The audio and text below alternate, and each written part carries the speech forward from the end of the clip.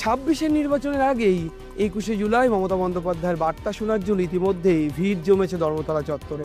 আমার সঙ্গে রয়েছেন স্বেচ্ছাসেবকরা, যারা ইতিমধ্যে এসে পৌঁছেছেন, তাদের সঙ্গে সরাসরি কথা বলবো। কিশোরে, আপনারা ছাত্র নেতা, মমতা বন্দ্যোপাধ্যায় বার্তা দেবেন মঞ্চ থেকে, কি আশা করছেন? আমরা প্রত্যেক বছরই এই সময় 21শে জুলাই এই দিনটিতে সবাই মিলে জড়ো হই। গোটা সারা বাংলা থেকে লোকজন আসে নেত্রীর বার্তা শোনার জন্য, নেতা অভিষেক বন্দ্যোপাধ্যায়ের বার্তা শোনার জন্য। এটা তাৎপর্যপূর্ণ কারণ 26-এর আগে এটা শেষ 21শে জুলাই, এবং 26-এ আগামী পথ চলার পথ কী হবে সেই বিষয়ে মমতা বন্দ্যোপাধ্যায়ের বক্তব্য খুবই গুরুত্বপূর্ণ, এবং সেগুলো পর্ব শুনবো, এবং সেই অনুযায়ী তৃণমূল কংগ্রেসের প্রত্যেকটি কর্মী কাজ করবে।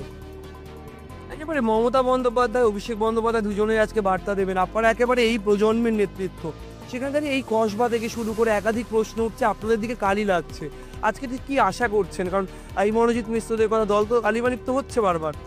আসলে আজকের যে দিনটা আমরা সবাই উপস্থিত হয়েছি, এই শহীদ দিবস, আমাদের প্রত্যেকটা তৃণমূল কর্মীর কাছে এই দিনটা একটা মহান দিন। আর আজকে আমরা আমাদের নেত্রী, আমাদের মমতা বন্দ্যোপাধ্যায় ও আমাদের নেতা অভিষেক বন্দ্যোপাধ্যায়ের বার্তা শুনবো। এবং আমরা বর্তমান পরিস্থিতি দেখছি যে বিভিন্ন জায়গায় বিভিন্ন ঘটনা ঘটছে, এবং আমাদের নেত্রী, আমাদের নেতা যেভাবে আমাদেরকে পরিচালনা করবে এবং আগামী 26-এর যে বার্তা দেবে, কিভাবে আমরা লড়বো, আমরা সবাই সেই বিষয়ে আমরা আজকে শুনবো আমাদের নেতার কাছ থেকে বা নেত্রীর কাছ থেকে। আপনার কাছে যাবো সরাসরি। মমতা বন্দ্যোপাধ্যায় বার্তা দেন, প্রত্যেকবার কর্মীদের সতর্ক করেন, আপনারা আসেন, আপনারা বার্তা শোনেন নেত্রী। তো তারপরে মূলত আগামী 26-এর যে নির্বাচন, সেই নির্বাচনের আগে এই মুহূর্তে ঠিক কী প্রত্যাশা আপনাদের? প্রত্যাশা বলতে আমরা প্রত্যেকেই জানি যে আগামী 26-এ নির্বাচন রয়েছে, এবং 26-এর আগে এটা হচ্ছে লাস্ট 21শে জুলাই। 21 মানে বিপ্লব, 21 মানে আবেগ। আমরা প্রত্যেক বছরই আমরা ধর্মতলার বুকে সকাল থেকে, আপনি যদি দেখতে পারেন, ভোরবেলা 4টা-5টা থেকে লোকজন চলে এসছে। আমরাও সকালবেলা 7টার মধ্যে উপস্থিত হয়ে গেছি, একমাত্র দিদি এবং আমাদের যুবরাজ অভিষেক ব্যানার্জির বার্তা নেওয়ার জন্য, যে যেভাবে 34 বছরের বাম আমলকে আমরা ধূলিসাৎ করে দিয়েছি, এবার কিভাবে বিজেপিকে আমরা উৎখাত করে দিব 26-এর নির্বাচনে আমরা দেখিয়ে দিব। দিদির নির্দেশ, দিদির আদেশ, অভিষেকদার বার্তা আমরা পৌঁছে দেব। বিভিন্ন প্রকল্প হয়, বিভিন্ন প্রকল্পের মাধ্যমে আমরা অলরেডি যুক্ত রয়েছি, এবং বার্তাগুলো পৌঁছে দিয়ে কিভাবে বিজেপিকে 50-এর নিচের আসনে উৎখাত করে দিব বাংলা থেকে, সেই বার্তা নিয়ে আমরা পৌঁছে দেবো বাংলার প্রত্যেকটি মানুষের কাছে। এটা আমাদের প্রত্যেকের নিজের। তীর্থরাজ, একদিকে উনি বলছেন যে 50-এর কম আসনে বিজেপি যাবে, অন্যদিকে রাজ্যের বিরোধী দলনেতা বারবার দাবি করছেন যে বিজেপি এবছর ক্ষমতায় আসবে। এই ক্ষমতায় কি আসবেন কি আসবেন না, এই নিয়ে নির্বাচনী লড়াই, আজকে 26-এর নির্বাচনের লড়াইয়ের একটা ডাক আসবে 21 জুলাইয়ের মঞ্চ থেকে, কি বলবেন? মমতা বন্দ্যোপাধ্যায় 21শে জুলাই শহীদ সমাবেশ, তৃণমূলের বার্ষিক সভা এবং মামাটি মানুষের স্বতঃস্ফূর্ত জনপ্লাবন, এই ছবি দিল্লিকে, গুজরাটকে স্পষ্ট বার্তা দিয়ে দেবে যে এইবার জনসভায় এসে যদি লজ্জা থাকে, কোনো টার্গেট যেন নরেন্দ্র মোদী এসে না দেন, কারণ যে টার্গেটই উনি দেবেন সেই টার্গেটই কিন্তু বিজেপি এখানে ফুলফিল করতে পারবে না। বিজেপির অন্তর্দ্বন্দ্ব আছে, সেগুলো নিজেরা মেটাক, তারপরে তারা নির্বাচন নিয়ে ভাববে। আজকে মমতা বন্দ্যোপাধ্যায়, অধিনায়ক অভিষেক বন্দ্যোপাধ্যায় মঞ্চে থাকবেন, সর্বস্তরের নেতাকর্মীদের তিনি বার্তা দেবেন, এবং সেই বার্তা নিয়ে আমরা ফিরে যাব। 21শে জুলাই শুধু বার্তা শোনার সভা না, বার্তাগুলোকে কিভাবে আমরা পরবর্তীকালে গিয়ে ব্লক স্তরে বাস্তবায়ন করব, সেই শপথ আজকে।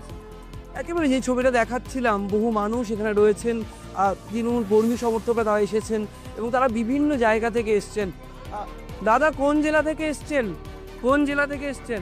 বীরভূম জেলা থেকে। বীরভূম থেকে। তোরা তো আজকে নেত্রীর কাছে কি বার্তা শুনতে চাইছেন, কি আশা করছেন?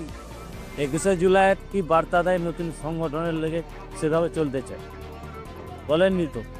যে ছবিটা দেখাচ্ছি, বহু কর্মী সমর্থক যেমন বসে রয়েছেন, তেমনি সামনের ছবিটা, মঞ্চের সামনের ছবিটা কার্যত তৃণমূল কর্মী সমর্থকদের ভিড়ে কিন্তু একাকার হয়ে রয়েছে। তার কারণ সকাল থেকেই তারা রয়েছেন নেত্রী এবং মমতা বন্দ্যোপাধ্যায়ের বার্তা যেমন তারা শুনতে চাইছেন, তেমনি অভিষেক বন্দ্যোপাধ্যায়ের বার্তাও কিন্তু তারা শোনার জন্য একেবারে প্রস্তুত হয়ে রয়েছেন। আমি যেমন মঞ্চের দিকটা দেখাবো, মঞ্চ যেমন শেষ মুহূর্তের প্রস্তুতি চলছে মঞ্চের দিকে, তেমনি যারা কর্মী সমর্থকরা রয়েছেন তাদের যে ভিড়, সেই কালো মাথার ভিড় কিন্তু এই মুহূর্তে ধর্মতলা চত্বরে পৌঁছেছে। আমি যদি সম্ভব হয় তাহলে কথা বলার চেষ্টা করব। দাদা, কোন জেলা থেকে এসছে? কোচবিহার জেলা। নেত্রীর কাছে আজকে কি প্রত্যাশা করছে, নেত্রী কি চাইছেন? কি চাইছি, আপাতত যেরকম কাজ করতেছে কাজ ভালোই করতেছে, এরকম থাকলে চলবে আর কি, এইটুকে। কি কি প্রত্যাশা করছে নেত্রীর কাছে? কি আর আবার বলুন। নেত্রীর কাছে কি প্রত্যাশা করছে? দেখুন নেত্রীর কাছে আমরা এসছি মালদা থেকে, প্রথম কথা হলো এটা আমাদের 1-2 দিন আগে এসেছি আমরা, যে আজকে 21শে জুলাই যে শহীদ দিবসে আমরা এসেছি, তো মুখ্যমন্ত্রীর কাছে আমরা এটাই আবেদন যেন আগামীকালের জন্য প্রধানমন্ত্রী হয় একটা। মমতা বন্দ্যোপাধ্যায় যেন পরবর্তী প্রধানমন্ত্রী হন এমন দাবিও যেমন রয়েছে, তেমনি 21শে জুলাইয়ের মঞ্চ থেকে আগামী 26-এর যে নির্বাচন, বিধানসভা নির্বাচন, সেই নির্বাচনের আগে ঠিক কী বার্তা দেবেন তৃণমূল নেতৃত্ব, সেই বিষয়েও কিন্তু প্রত্যাশা রয়েছে সাধারণ কর্মী সমর্থকদের মনেও। ক্যামেরায় সুবিনীতের সঙ্গে রমেন দাসের রিপোর্ট, সংবাদ প্রতিদিন.in। ফলো করুন সংবাদ প্রতিদিন ডিজিটাল।